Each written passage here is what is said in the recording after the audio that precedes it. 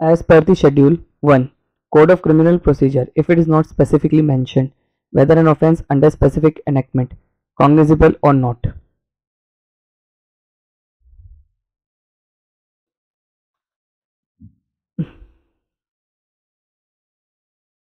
कह रहा है कि अगर आपका शेड्यूल 1 जो है, ठीक है, शेड्यूल 1 आपका बात क्लासिफिकेशन ऑफ ऑफेंस की, या आपका क्लासिफिकेशन ऑफ ऑफेंस यानी कि कौन सा केस आपका कंपाउंडेबल है कौन सा नहीं है।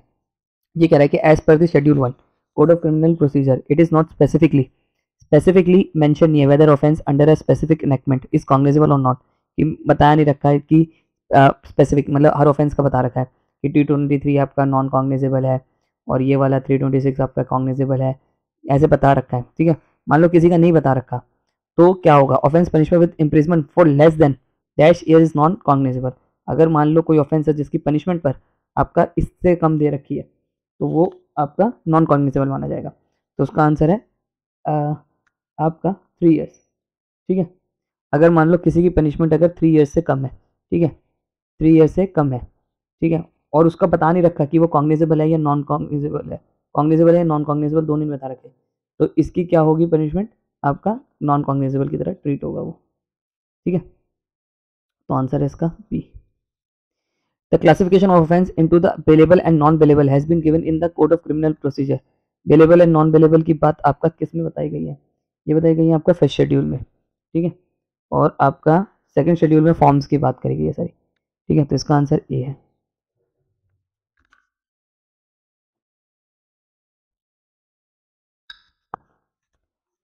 Offense against other law except IPC if punishable with imprisonment 3 years but upwards but not more than 7 years।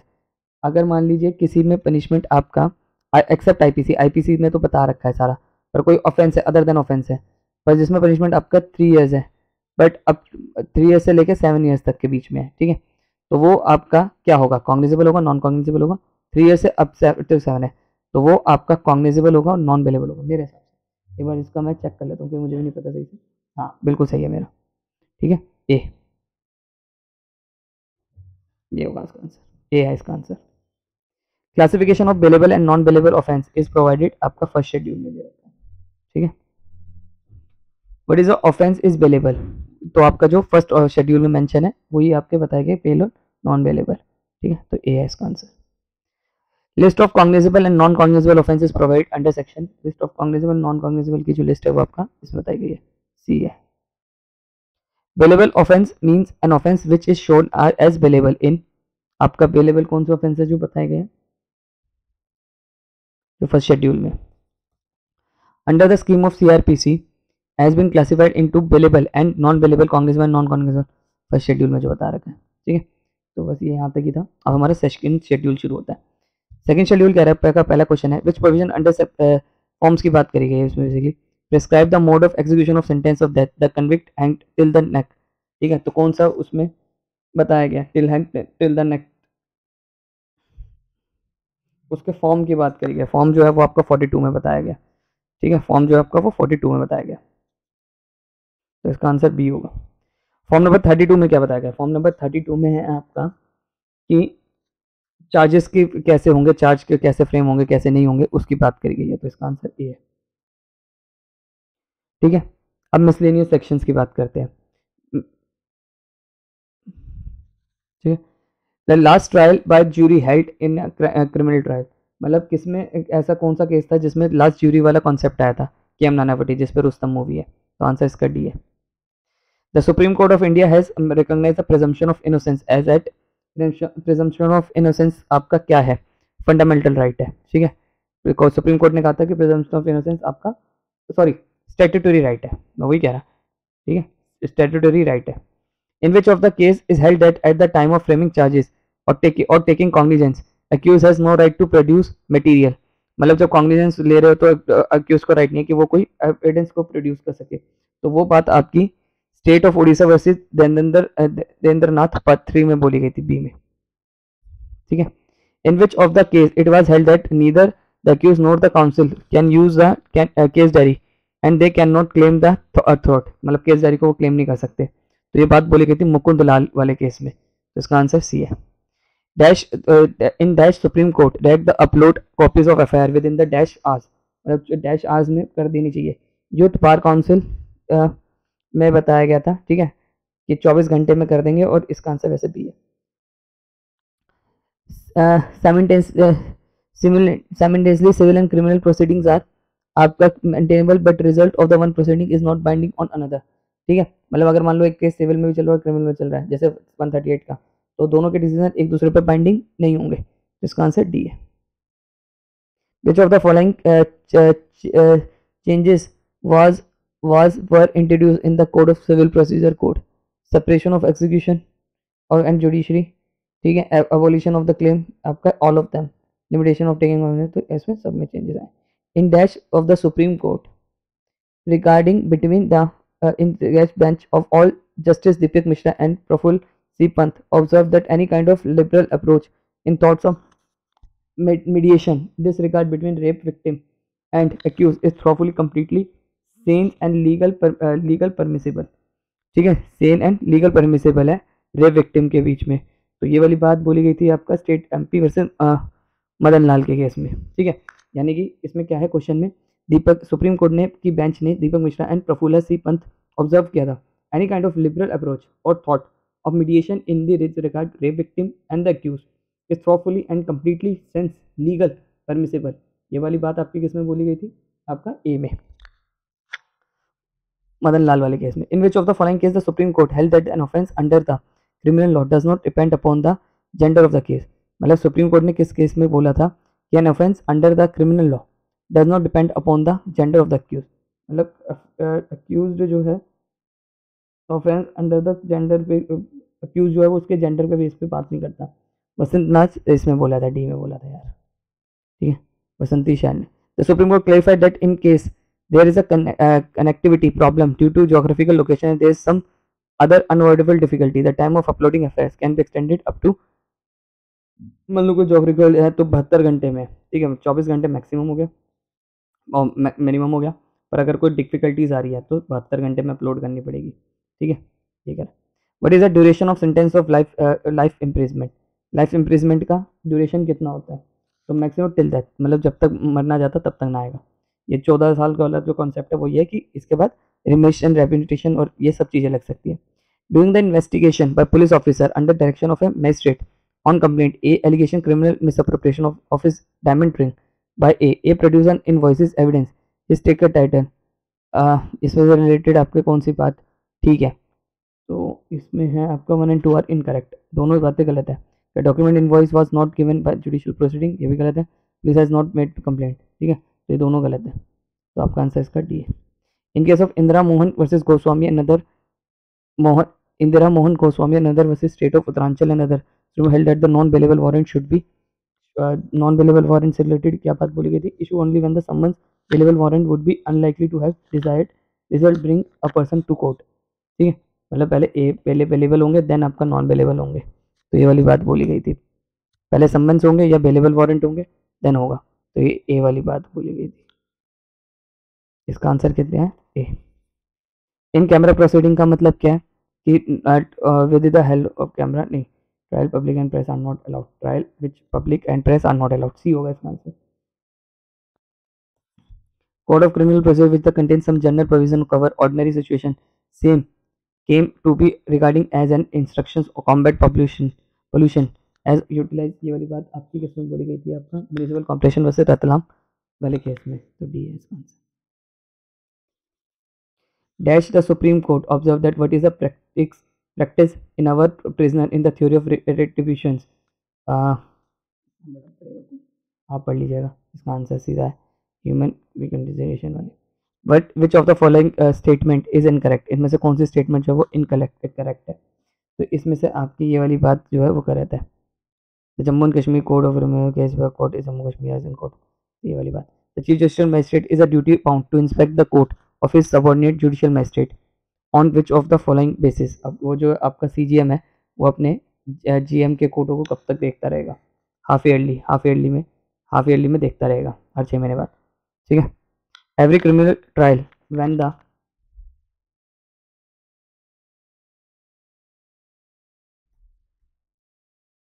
In every criminal trial, when the magistrate finds the accused guilty, shall pass the sentence after hearing the accused.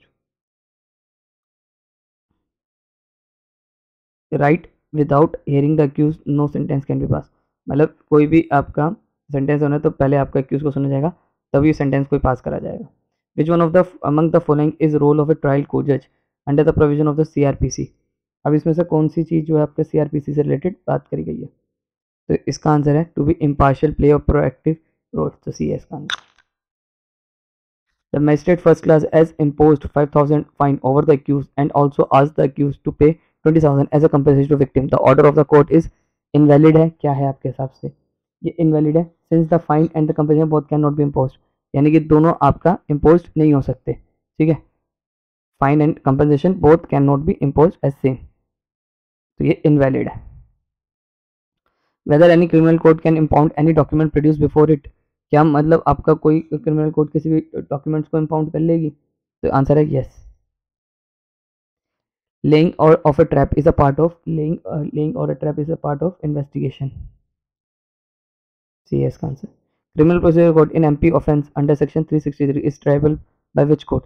363 आपका कौन सी court trial कर सकती है? तो ये कर सकती है आपका वहाँ court of session. The criminal procedure amendment आपका लेटेस्ट अमेंडमेंट कब आया था इसमें? 13 अगस्त 2018 में. द क्रिमिनल कोड 1970 में आपके कितने सेक्शन थे इसमें? 484 थे. 484 है इसमें. डी है इसका answer. In which of the following case it was held that the identity of a victim is not be disclosed even in judgment or of the court? Court की जजमेंट में या कहीं पर भी विक्टिम का नाम नहीं बताया जाएगा. ठीक है, तो ये कौन सी वाली बात, ये किस में आया था आपका? Dinesh versus state of Rajasthan वाले केस में. बी है इसका answer. Under criminal chapters incorporated कितने चैप्टर्स हैं इसमें? तो इसका आंसर है 37 484. Prisoners release before punishment is complete bail. ठीक है, तो बेल है इसका answer. Which of the following combination are not correctly match? इनमें से कौन सी कॉम्बिनेशन जो करेक्टली मैच नहीं है? तो एंटिसिपेटरी की बेल बात करता है 437 गलत है, 438 करता है. ठीक है. समरी डिसमिसल ये भी गलत है. नहीं, समरी ट्रायल डिसमिसल ये तो सही है. ठीक है, ये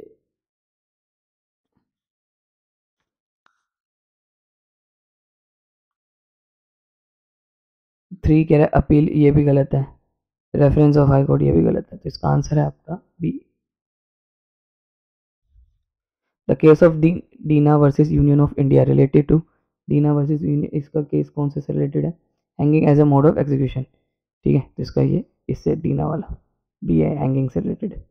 which one of the following is not A correctly match? इसमें से कौन सा करेक्टली मैच नहीं है? पुलिस टू प्रिवेंट, तो सीधा आंसर पे आते हैं. Arrest bye magistrate, arrest bye magistrate आपका इस वाले से नहीं है. ठीक है, तो डी है इसका answer.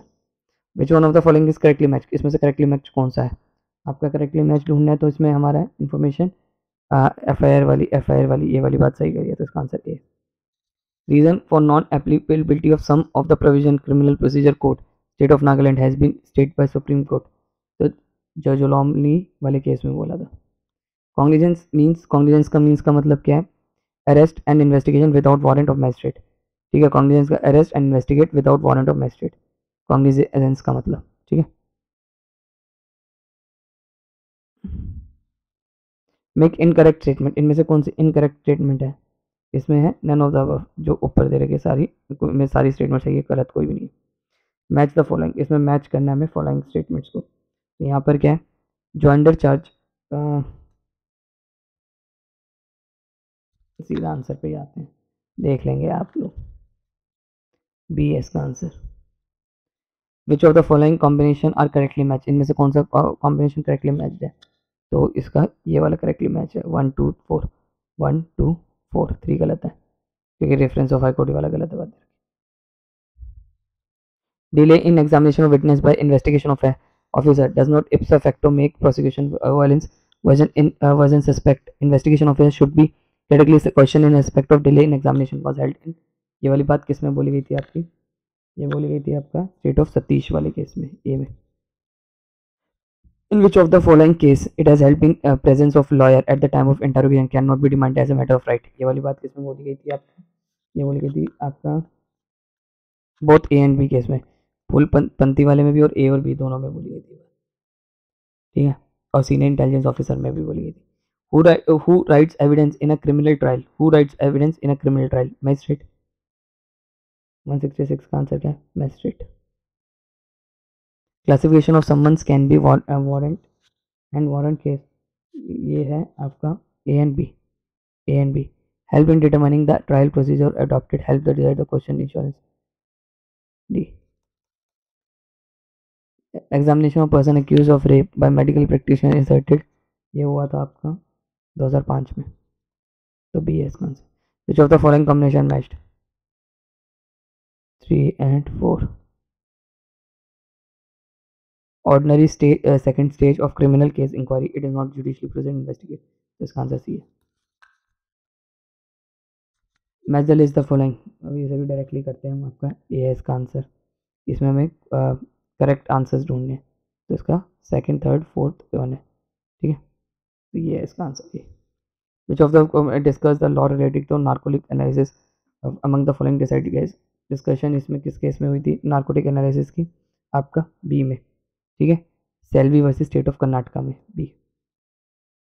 The direction of ensure the police officer do not arrest accused unnecessary and magistrate do not authorize detention casually were issued by the Supreme Court.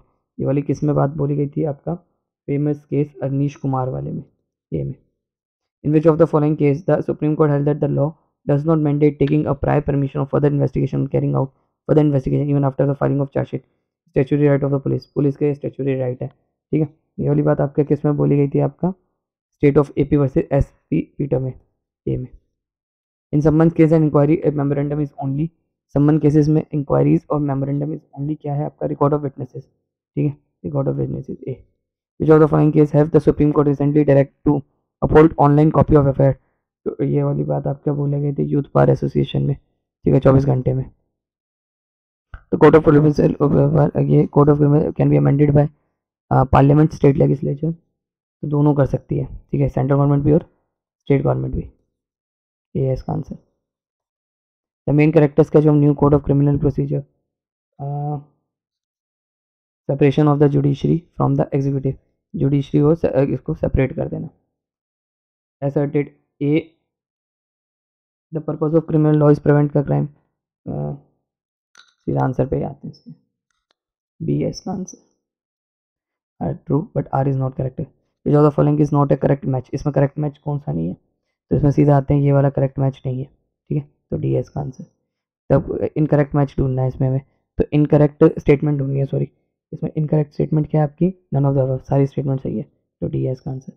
In which of the following case it has help let down the Supreme Court where is a version of the complainant case police report are totally different and contradictory, such case should be tried separately.